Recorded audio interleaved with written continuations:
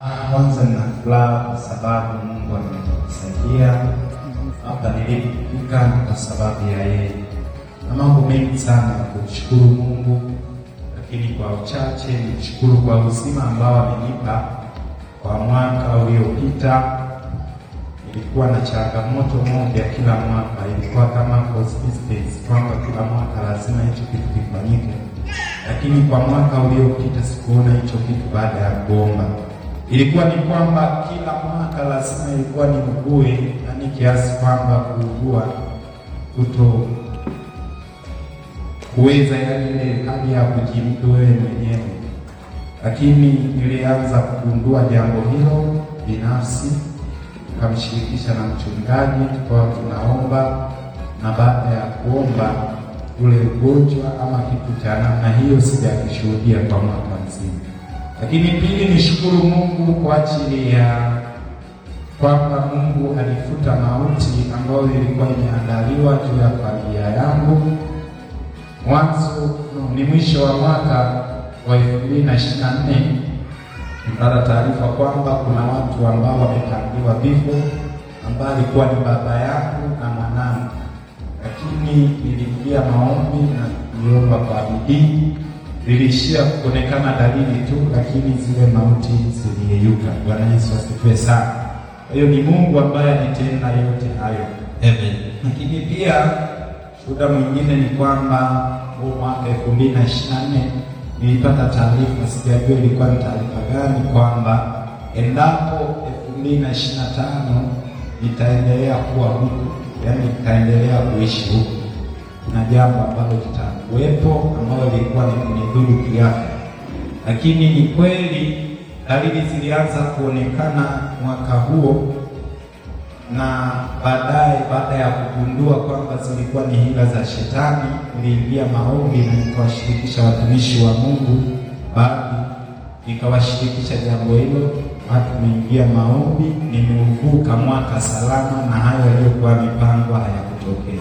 Na nieleze tu kwa ufupi ni kwamba niliona siku moja nikiwa natembea kwamba nimefika eneo kama lile, ninaenda nyumbani, ghafla nikawa nimejipiga kama kwenye jiwe, alafu baada ya hapo nikawa nimeanguka, sikuweza kuinuka tena. Na ni kweli baada ya muda huo, mwaka ulioisha, ghafla nianza nikilala mwili unakosa nguvu, yaani huwezi kunyanyua, ni kama hali ya kulemaa, hali ambayo tayari ilikuwa imeonyeshwa. Lakini kingine nacho namshukuru Mungu kwa ajili ya mwaka huo ambao ametenda. Ulikuwa ni mwaka ambao ulikuwa ni mgumu kwangu, kwa sababu kulikuwa na wasiwasi na hofu kubwa ambayo shetani alikuwa ameiweka ndani ya maisha yangu. Lakini namshukuru Mungu kwa sababu niliishinda, na nilianza mwaka kwa taarifa hiyo kwamba kutakuwa na mazingira hayo ya wasiwasi na hofu kujengwa. Na hofu hasa ilitokea baada ya kuwa nilikuwa nimemuomba Mungu ajira serikalini, na baada ya kukosekana kuna mambo mengi yaliibuka. Lakini namshukuru Mungu nimeshinda, mwaka huu umeisha na Mungu ametenda kwa ukubwa. Na la mwisho, kama sijasahau, nimshukuru Mungu kwa ajili ya uchumi na kazi.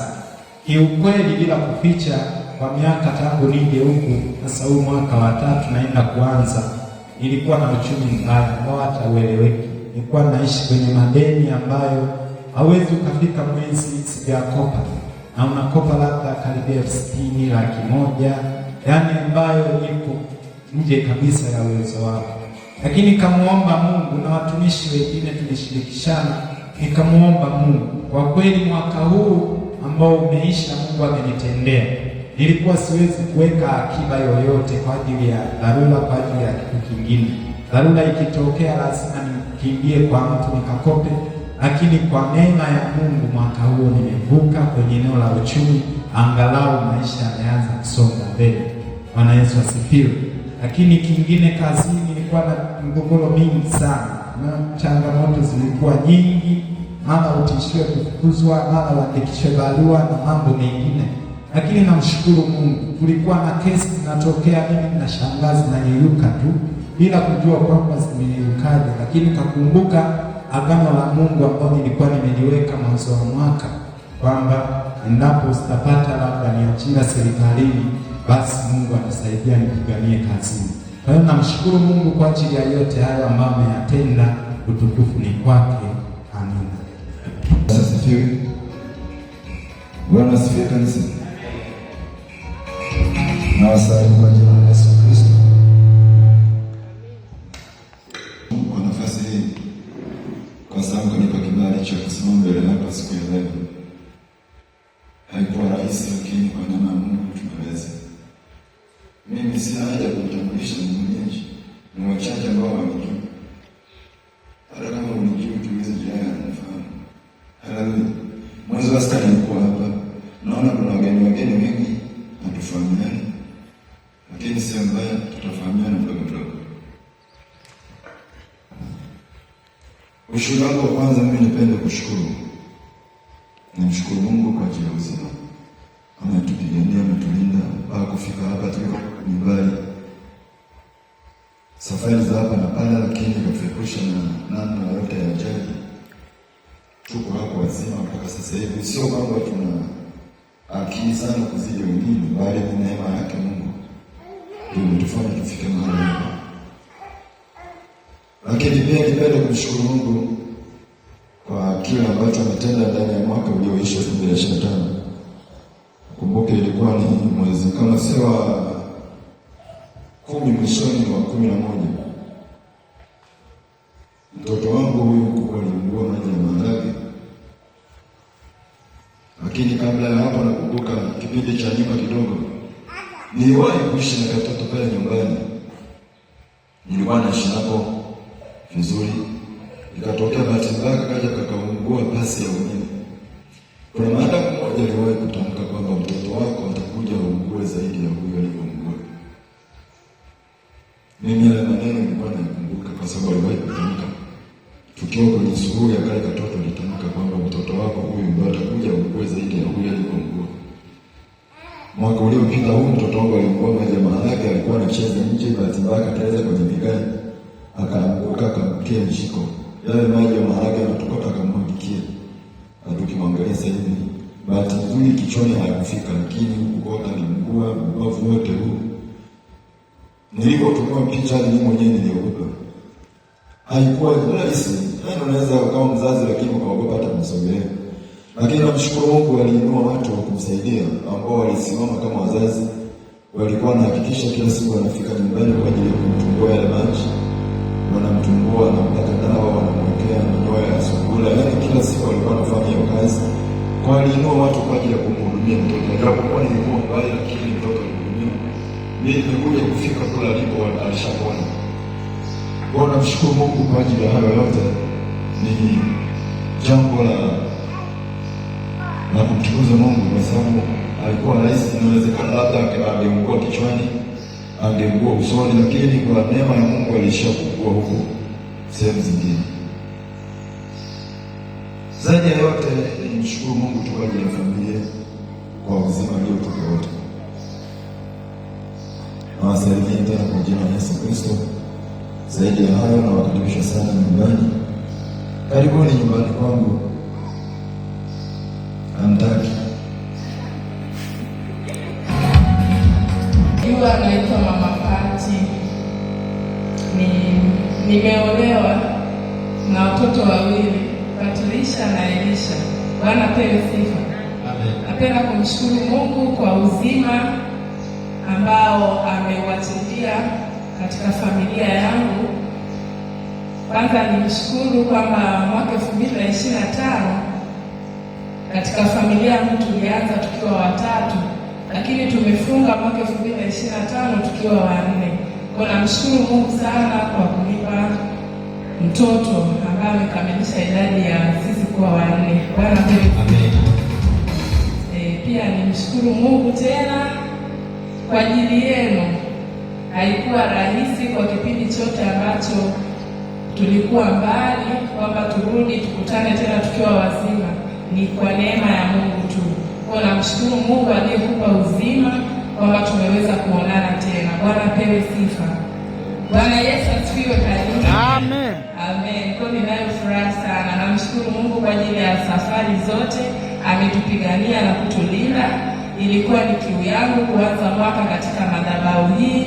Namshukuru sana, yani pamoja na kufikia mwisho wa mwaka magonjwa yaliinuka, yani akimaliza huyu anaanza huyu, kiasi kwamba nilihisi naenda kukwama kuanza mwaka katika madhabahu hii, lakini Mungu akiandaa jambo lazima litimie. Kwa namshukuru Mungu sana, amenitimiza mpaka tulifika mahali huku tukiwa salama kabisa. Yale ambayo yamekwisha kusema na Mr. nisiyasemee sana, nizidi kumshukuru Mungu, azidi kuwalinda na kuwapigania wanangu. Kwa Mungu awabariki sana. Namshukuru Mungu pia kwa ajili ya huduma ya madhabahu hii, inatufikia mahali tuliko. Kwa hiyo Mungu azidi kuinua, Mungu azidi kufanya kadri linavyompendeza. Bwana apewe sifa sana. Amen. Amen. Nashukuru. Mzungumzaji sana kwa wale wanaonijua. Kwa nikikumbusha jambo dogo naweza nikachukua tena muda. Kwa mwetu wa uvumilivu, Mungu atutie nguvu. Ni muda yani kuelekea hivi aliposema mchungaji, lakini mpaka tarehe kama hii mwaka jana. Yaani mchungaji nakumbuka alitangaza maombi ya siku 12 kuanzia tarehe 1. Yeye tena akawa amefunga kuanzia ile tarehe 1, nakumbuka. Tarehe 1 mpaka tarehe 12, lakini akasema wewe hakufungi kama muumini kufunga ndani ya siku hizo 12. Lengo la maombi ya siku 12 ilikuwa ni kila tarehe inaombea mwezi, kwamba tarehe 1 tunaombea mwezi wa kwanza, Mungu atende jambo. Hivyo hivyo mpaka siku 12 kwa miezi 12. Kwa akasema kwamba wewe hakufungi kufunga ndani ya hizo siku, lakini angalia siku hata 2-3 ambazo unaweza kumwomba Mungu, mlilie kwa ajili ya jambo, Mungu atatenda. Nilichukua hizo siku kwa imani kubwa sana, na alivyotamka mimi niamini kabisa kuna kitu kinaenda kutokea. Kwa kuanzia tarehe 1 kwa kweli nilienjoy kwa kunywa soda na nini, sikufunga kabisa, nilikula pilau. Tarehe 2 nikamalizia pilau. Tarehe 3 nikasema sasa hapa nisimame na Mungu, nichukua siku 3 mimi na mume wangu. Tarehe 3, tarehe 4 kama hii, na tarehe 5 mpaka tarehe 6 tulijikabidhi mikononi mwa Mungu, na tulikuwa mahali hapa madhabahuni, na cha ajabu tulikuja madhabahuni na vyeti. Tulikuwa tunaomba vyeti vyetu viko pale madhabahuni kwa imani kubwa sana. Lakini namshukuru Mungu, yani ndani ya mwezi huo majina yalitoka ya interview, majina yetu yakapo. Mwezi wa 2 tukaitwa tena tukafanya, na hatimaye haikuchukua hata muda, mwezi wa 3 Mungu akatenda. Kwa Mungu wa madhabahu hii ni mkubwa sana, inategemea tu imani yako umeiweka vipi. Mungu awabariki sana. Asante kwa kunikumbuka. Makofi kwa Yesu Kristo aliye hai. Ongeza makofi wewe Mungu, makofi. Haleluya. Walikuwa wamesahau shuhuda mkubwa sana, nikasema mbona wameusahau? Haleluya. Lakini nikakumbuka inawezekana walishuhudia mwezi wa 6, kwa hiyo waliona hawezi wakarudia. Lakini kwa sababu tunatoa ushuhuda wa mwaka mzima, ile ambacho Mungu ametenda, tunasema yote ambayo Mungu ameyatenda. Unajua, mimi nikiona mtu anashuhudia Mungu ametenda huwa nafurahi, na naweza nikalala kanisani na nikaishi kanisani kwa ajili ya kumwombea. Haleluya. Furaha yangu nikiona mtu amefanikiwa, ndio nafurahi. Naweza hata kama nina njaa nahisi kushiba tu. Ongeza makofi mazuri kwa Yesu. Karibu. Amina. Nilisahau mambo mawili ya muhimu, nimekumbuka wakati nikiwa nimekaa hapo. Nahisi ni mwishoni mwa mwaka huu kuna ajenda ambayo ilikuwa imeandaliwa pia kwa ajili ya mke wangu. Nikiwa katika kulala nikawa nimeoteshwa ndoto kwamba kulikuwa na nyoka alikuwa anatembea, lakini ghafla akawa amemng'ata mke wangu. Baada ya kumng'ata, kuna kitu ambacho kikawa kimetokea, mimi sikuwa nimekielewa. Hasa baadaye nilipoingia maombi nikawa na hofu sana, na ni kweli usiku huo tulipoamka mke wangu akaniambia kwamba mkono wake unauma. Ni usiku huo ambao nilioteshwa ndoto hiyo, na yeye alikuwa akaniambia mkono wake unauma. Kiukweli mimi moja kwa moja nilichukulia jambo hilo kwa serious, kwamba pengine ni ajenda ambayo ilikuwa imeandaliwa. Nikashirikisha, nafikiri nilimshirikisha na mchungaji kama sikosei, nikawa nimewashirikisha, akanishauri kuomba. Lakini kwa sababu ya hofu ya kibinadamu, hofu ilikuwa ipo, naulizia labda huu ni ugonjwa, kwamba tutafute labda hata dawa, atumie dawa zingine, kwa sababu kadri siku zilivyokuwa zinaenda, jeraha lile lilikuwa ni jeraha kubwa, yaani haieleweki imetokea wapi, ila hata yeye alikuwa hata ajui kwamba imekuwaje. Nilikuwa najua ni mimi tu, mambo kitu gani kimetokea rohoni. Kwa hiyo tukawa tunatafuta dawa labda kwamba tuweke kwenye ule mkono ile jeraha, maana ilikuwa ni kubwa, lipone au lipauke vile vidonda. Lakini namshukuru Mungu, mke wangu naye alisimama kwa imani, akawa amezikataa zile dawa. Kuna mwalimu mmoja alinisaidia dawa, sio alienda kutafuta wapi kule, nakumbuka ilikuwa Jumapili, akanipigia simu saa 1 na karibia kuja kanisani, akaniambia nakuletea dawa kwa ajili ya shemeji. Sasa wakati analeta dawa, nikamwambia labda ujaribu kutumia, maana unahisi maumivu makali. Lakini Mungu ni mwema, alizikataa zile dawa, na baada ya siku hiyo baada ya kutoka hapa kanisani, vile vidonda vilikauka na ule ugonjwa ukawa umetoweka, ukaisha kabisa. Lakini jambo la pili ambalo namshukuru Mungu, kwa hizi siku 7 ambazo Mungu alisema na mchungaji kwamba tuweko madhabahuni, nimekuwa nikiomba kwa ajili ya mahitaji binafsi. Lakini ahadi ya Mungu kwangu ilikuwa kwamba kuna kitu ambacho alikuwa anatenda tarehe 2 mwezi wa kwanza mwaka huu. Ninamshukuru Mungu kwa sababu tarehe hiyo 2, baada ya kufuata maelekezo aliyokuwa ameniambia, kuna vitu vikubwa sana ambavyo alivifanya na ni ahadi yake, ambapo ameweka misingi ambayo ni misingi ya mafanikio katika maisha yangu. Yako mambo mengi, nafikiri kutimia muda wake, ahadi yake nitafanya kwa kufuata sauti ambao amekuwa amenielekeza. Kwa namshukuru Mungu kwa sababu amekuwa mwaminifu, hajaniacha na kunipungukia katika hali. Jina la Bwana libarikiwe. Subiri kwanza. Kuna pointi ya msingi sana nataka niikazie pale. Kwenye ushuhuda wa kwanza wa sasa hivi, ulisema uliota ndoto. Uliota ndoto gani? Kuhusu mke wako. Niliota kwamba tulikuwa sehemu kama tunatembea, yaani ilikuwa ni kama sehemu tuko kuna njia, ila ile eneo nikawa ninaona kama tunatoka mashambani.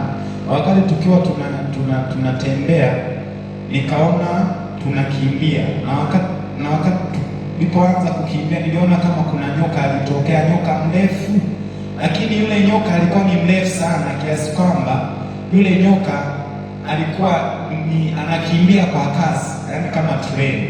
Sasa wakati tukiwa tunatembea, mimi nilichoona ndotoni ni kwamba nikawa nimeona anaenda na kila anapoenda anaenda ananata watu wananata wanakufa, naenda ananata wanakufa. Sasa mimi nilikuwa na mke wangu na mwanangu. Mke wangu alikuwa amembeba mwanangu mgongoni na mimi nilikuwepo, tunasonga na ile njia. Sasa wakati tukiwa tunaendelea na ile safari, nikaona yule nyoka akatufikia. Alikuwepo jirani yetu, akawa amemng'ata, akananilia, akaanguka. Sasa mimi nikamwambia mke wangu, kamwambia kwamba tumchenge huyu nyoka ili asije akatung'ata na sisi. Tukawa tumechenga, tukaachana na ile njia aliyokuwa anaendelea nayo, tukawa tumechenga, tukapita njia nyingine. Wakati tunapita njia nyingine, yule nyoka akaja, yaani akazunguka hivi, yaani njia ilikuwa kama pale ambao tumeiacha sisi, tumepita huku, na yeye akawa ameacha, akawa amenanilia, amemzunguka, akanizunguka mimi. Alafu mke wangu alikuwa mbele, akaenda akamng'ata. Nilipoona alikuwa amemng'ata hapa, alimng'ata kwenye mkono hapa, akamng'ata na mgongoni, kwa nilivyokuwa nimeona kwenye ndoto. Jamani, hapo kuna siri ya ajabu. Lakini nilipokuwa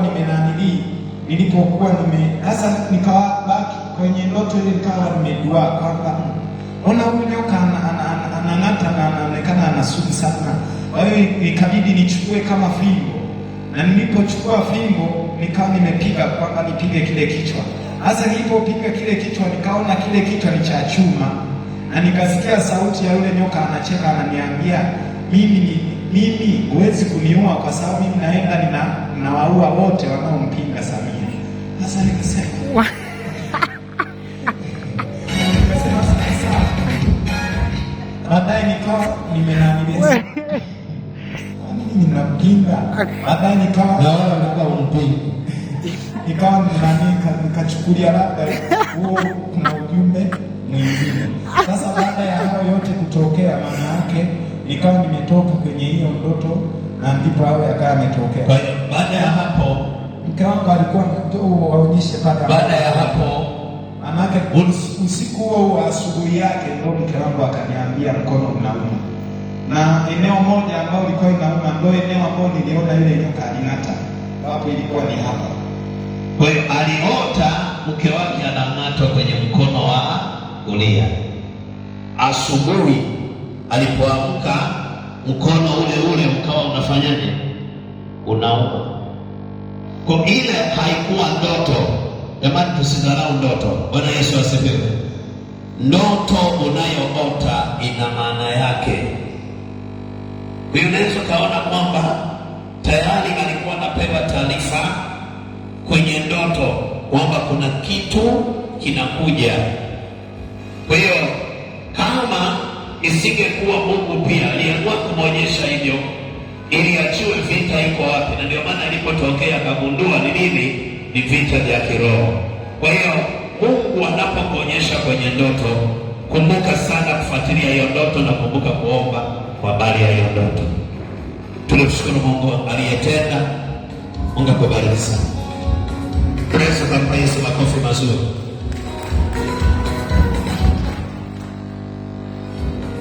Karibu mwingine. Ninamshukuru Mungu kwa katika hii madhabahu, kwa maana nimefika katika hii madhabahu ndio nikapata njia au maono ya maisha yangu. Kwanza kabisa, ushuhuda wa kwanza, namshukuru Mungu amenisaidia katika elimu yangu. Mimi nafsi nimeanza kupigwa vita kabla sijaanza hata shule. Nimeanza kupambana na wachawi nikiwa bado na miaka kama 9 hivi. Nilikuwa na uwezo wa kusikia wachawi, nasikia vitu wakati nikiwa nimelala, nasikia sauti inaniambia niombe. Wakati mwingine nasikia watu wanatembea nje. Sasa nikashindwa kutofautisha kati ya masikio ya kiroho na masikio ya kimwili. Wakati mwingine natoka nje na angalia sio ni mtu. Lakini namshukuru Mungu, mara baada ya kuokoka katika hii madhabahu mwaka 2022, wachawi hao mpaka leo hawajawahi kuonekana, na wakati mwingine wakija wanaona na ninawapiga vita na ninawashinda katika jina la Yesu. Ngoja kwanza. Hao wachawi kabla ya hapo walikuwa wanakuja wanafanyaje? Yes. Wachawi walikuwa wanakuja yani kama jiburuku tu, yani wanafika wanafanya na kwao, wakati mwingine yani wanafanya wanataka, labda wanawachezea tu, yani umelala yani usingizi unaisha, wanakuja wanacheza, wengine wa kiume wengine wa kike, vita inakuwa ni kali kweli. Kwa hiyo ukiamka unaangalia kwa macho ya kawaida, yani hauoni chochote. Kwa hiyo wewe ulikuwa unawaona? Yes, nilikuwa naona. Nilikuwa naona macho ambayo yani wakati kama kurume. Ni wakati ambapo yani macho si haya macho. Kuna kitu chochote ambacho nakumbuka wale kukufanyia wakati huo? Waliwahi kuniita siku moja, wakaniita nitoke nje. Wakakuita? Ndio. Na ukatoka? Nikatoka. Ukaenda mpaka nje? Nikakimbia, nikapiga kelele, tukakaja, wakanirudisha. Kwenye walisia kabisa unatoka nje, wakakukuta huko nje na ukaanza kupiga kelele. Toba. Na watu walikuja? Watu walikuja, mama na wengine wakaja. Waliwaona wale wachawi wakati wanaona chochote, ila waliona wale ni kama umeuka, kama ukichaa fulani. Lakini mimi najua kutokuwa na kiroho. Jamani, wachawi wapo. wachawi wako sana. Baada ya hapo sasa, baada ya kuwa umekuja kwenye hii madhabahu, baada ya kuja katika hii madhabahu, wachawi waliendelea kupiga vita, wakati tamaa ya kwamba eti ni nyongo. Walikuwa wanakuja wakati mwingine usiku, wanachukua hata vifaa vyangu vya shule na waona tu wanachukua. Waliwahi kuchukua nini? Waliwahi kuchukua madaftari yangu, wakachukua, nikaona hiyo, wakashindwa kuyatoa, yaani wakachukua tu wakashindwa kuondoka. Baada ya hapo nikaamka, nikaendelea kuomba. Okay. Baada ya hapo wale wachawi waliendelea, waliacha kabisa.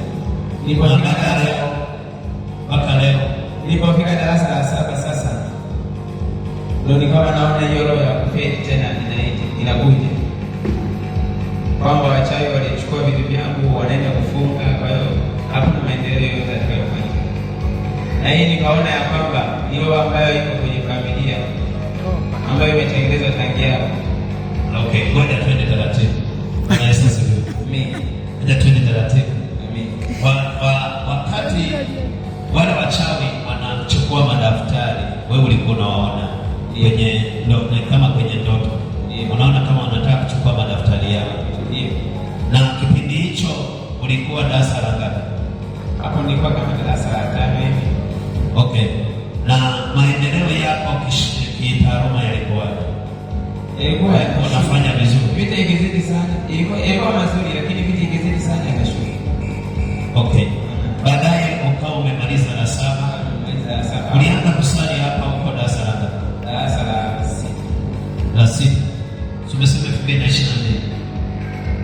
2022 ndio vita ilianza. Yaani ulikuja hapa, ulianza kusali hapa, yaani kusali 2021 mwezi wa 8. Hapo ilikuwa la ngapi?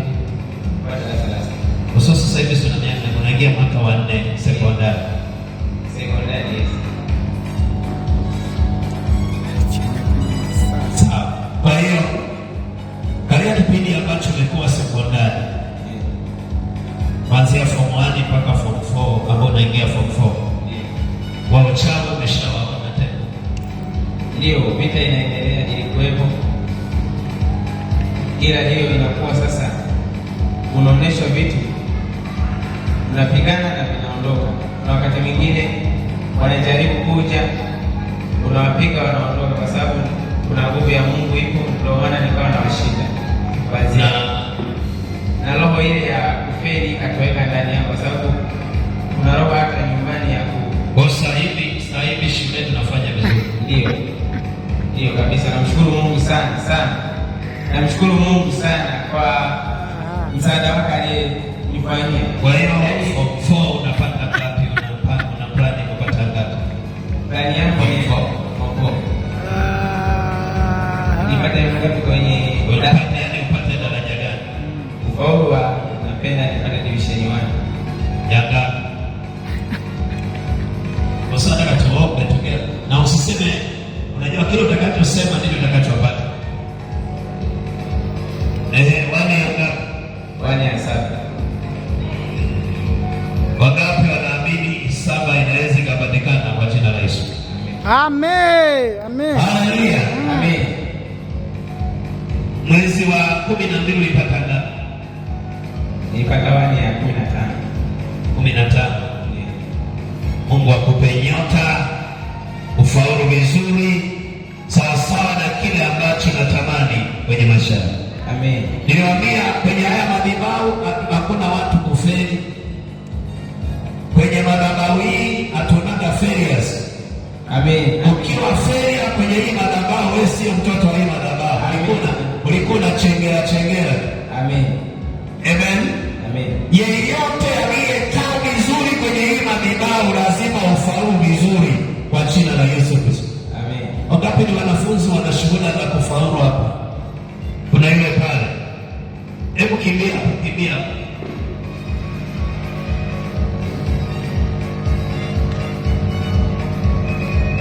Sasa hivi uko shule gani? Hebu pema hivi.